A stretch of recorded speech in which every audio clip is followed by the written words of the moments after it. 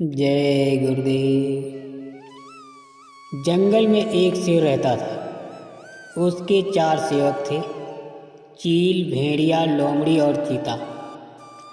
चील दूर दूर तक उड़कर समाचार लाती।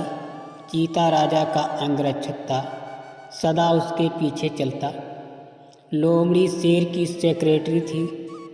भेड़िया गृह मंत्री था। उनका असली काम तो शेर की चापलूसी करना था। इस काम में चारों माहिर थे, इसलिए जंगल के दूसरे जानवर उन्हें चापलूसी मंडली कहकर पुकारते थे। शेर शिकार करता, जितना खा सकता वो खाकर बाकी अपने सेवकों के लिए छोड़ जाया करता था। उसके मज़े में चारों का पेट भर जाता। एक दिन चील ने आकर चापलूस मंडली को सूचना दी, भाइयों, सड़क के किनारे एक ऊँट बैठा है। भेड़िया चौंका, ऊँट किसी काफिले से बिछुड़ गया होगा। चीते ने जीभ चटकाई, हम शेर को उसका शिकार करने को राजी कर लें तो कई दिन तक दावत उड़ा सकते हैं। लोमड़ी ने घोंसला कि ये मेरा काम रहा। लोमड़ी शेर राजा के पास गई और अपनी जुबान में मिठास घोलकर बोली, महाराज, दूत ने खबर दी है कि एक ऊँट सड़क के किनारे बैठा है। मैंने सुना है कि मनुष्य के पाले जानवर का मांस का स्वाद ही कुछ और होता है। बिल्कुल राजा महाराजाओं के काबिल। आप आज्ञा दे तो आपके शिकार का ऐलान कर दूं। शेर लोमड़ी की मीठी बातों में आ गया और चापलूस मंडली के साथ चील द्वारा बताई गई जगह जा पहुंचा। वहां एक कमजोर सा ऊँट सड़क के किनारे निहाल बैठा था। उसकी आंखें पीली पड़ चुकी थी।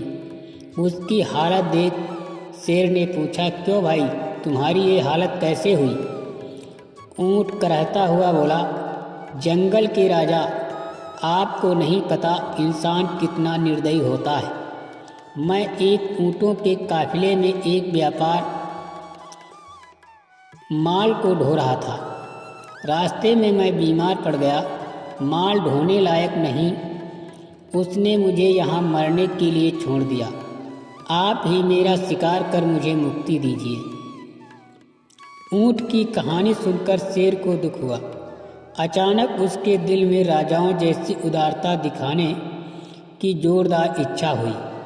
शेर ने कहा, ऊँट, तुम्हें कोई जंगली जानवर नहीं मारेगा। मैं तुम्हें अभय देता हूँ। तुम हमारे साथ चलोगे और उसके बाद हमारे साथ ही रहोगे। चापलूस मंडली के चेहरे लटक गए। भेड़िया फुसफुसाया, ठीक है, हम बाद में इसे मरवाने की कोई तरकीब निकाल लेंगे। फिलहाल शेर का आदेश मानने में ही भलाई है। इस प्रकार ऊँट उनके साथ जंगल में आया। कुछ ही दिनों में हरी घास खाने व आराम करने से वो स्वस्थ हो गया। शेर राजा के प्रति वो ऊँट बहुत कृतज्ञ हुआ। शेर को भी ऊँट का निस्वार्थ प्रेम और भोलापन भाने लगा। ऊँट के तगड़ा होने पर शेर की शाही सवारी ऊँट के ही आग्रह पर उसकी पीठ पर निकलने लगी। वो चारों ओर पीठ पर बिठाकर चलता। एक दिन चापलूस मंडली के आग्रह पर शेर ने हाथी पर हमला कर दिया। दुर्भाग्य से हाथी पागल निकला। शेर को उसने सूंड से उठाकर पटक दिया। शेर उठकर बच निकलने में असफल तो हो गया।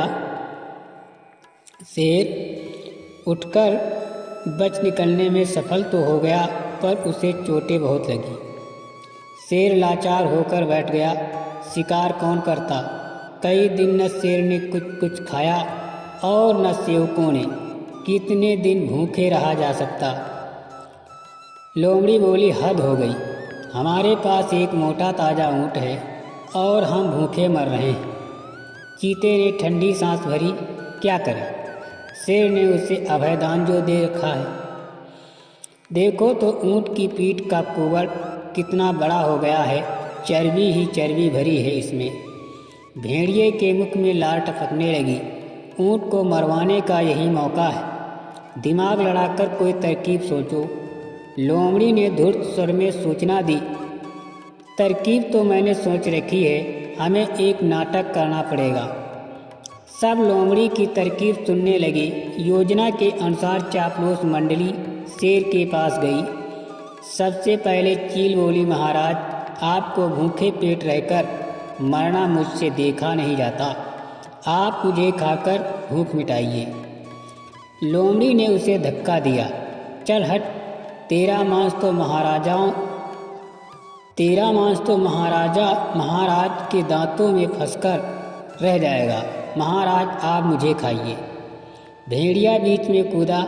तेरे शरीर में बालों के सिवा है ही क्या? महाराज मुझे अपना भोजन बनाएंगे। अब चीता बोला, नहीं भेड़िए, नहीं, भेड़िए का मांस खाने लायक नहीं होता। मालिक, आप मुझे खाकर अपनी भूख शांत कीजिए। चापलूस मंडली का नाटक अच्छा था। अब ऊँट को तो कहना ही पड़ा, नहीं महाराज, आप मुझे मार कर खा जाइए। मेरा तो जीवन ही आपका दान दिया हुआ है। मेरे रहते आप भूखे मरे, ये नहीं होगा। चापलूस मंडली तो यही चाहती थी।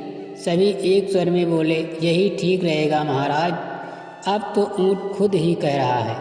चीता बोला, महाराज, आपको संकोच हो तो हम इसे मार दें। चीता व भेड़िया एक साथ ऊँट पर टूट पड़े और ऊँट मारा गया।